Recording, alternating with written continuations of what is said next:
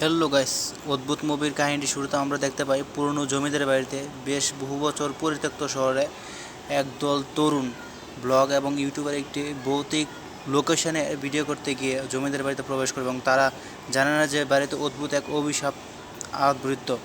এদিকে আবির তার আরও অভিশপ্ত সিনেমার নায়ক আবিরের ওপরে পরিচিত হয় এবং তান্ত্রিক বাবা সেটি তার উপরে পরিত্যক্ত করে এবং সে তার বোনের কাছে এবং তার বোনের যা মনের সব কথা সে বুঝতে পারে এবং যে মহিলাদের যে কে কী বলতেছে তখন সে বুঝতে পারে এবং সে তার তখন পরিত্যক্ত করার কাজ করে।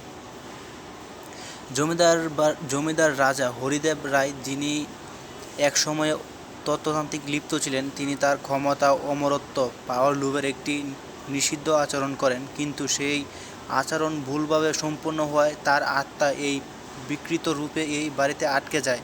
তার অভিশাপ অনুসারে যার এই বাড়িটি রাত কাটায় তার মনে ভয় ও অপরাধের জাগ্রত হয় এবং বাস্তব রূপে নিয়ে থাকে। তরুণ এই দলটি একে একে প্রত্যেকে তাদের নিজের গোপন পাপ ও অতীতের ট্রমার সম্মুখীন হতে থাকে। একজন দেখে তার ছোটোবেলায় বলে প্রতিশোধ নিতে আসা এক ছায়ামূর্তি, আরেকজন দেখে তার অতীত প্রেমিকার আত্মা যাকে এক আত্মত্যাগ এবং করতে বাধ্য করেছিল। শেষ দলে একজন রিমি বুঝতে পারে যে অভিশাপ শুধু আর্থিক নয়, মানসিকও।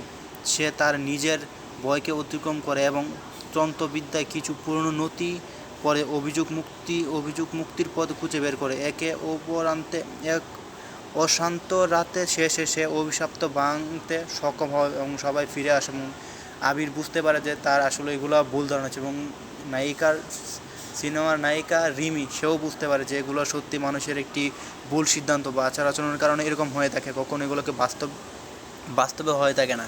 মুভিটি অনেক ভালো, আমি আমার এক্সপিরিয়েন্স থেকে বলতেছি, আপনারাও এরকম মুভি এক্সপিরিয়েন্স নিতে পারেন, সমস্যা নেই। এবং মুভিটি দেখার জন্য আপনারা যদি মুভিটি দেখতে চান এবং সুন্দর সুন্দর এরকম ভিডিও দেখতে আমার চ্যানেলটিকে সাবস্ক্রাইব করে রাখবেন এবং যদি এই অভিশপ্ত মুভিটি দেখতে চান তাহলে আমাকে কমেন্ট করুন, আমি আপনাদের কমেন্টে শেয়ারে দিয়ে রাখবো। ওকে, আল্লাহ হাফেজ।